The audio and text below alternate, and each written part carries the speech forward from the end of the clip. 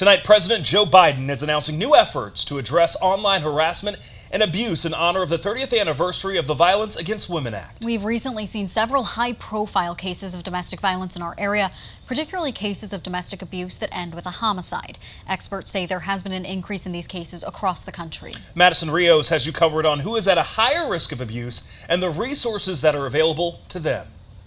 Brandon, Caroline, I spoke with UW expert Mariela Barnes, who says southern Wisconsin has seen a steady increase in domestic violence cases that result in a homicide. According to Domestic Abuse Intervention Services, in 2021, Wisconsin saw 80 cases of domestic violence homicides, and in 2022, there were 96.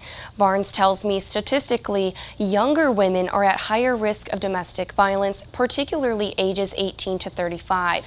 She says oftentimes younger people don't have a full understanding of what a good relationship is.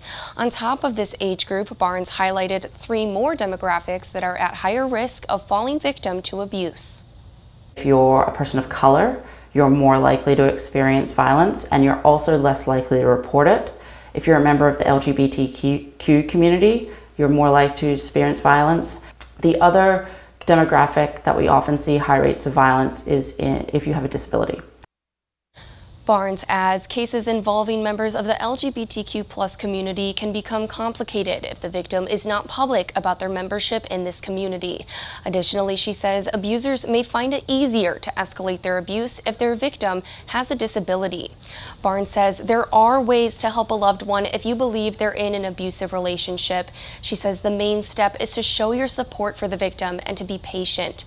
She acknowledges it is not easy for domestic abuse victims to leave the situation they are in. If you believe you are a victim of domestic abuse, Barnes says to call the National Domestic Violence Hotline on your screen now. Caroline, Brandon, back to you.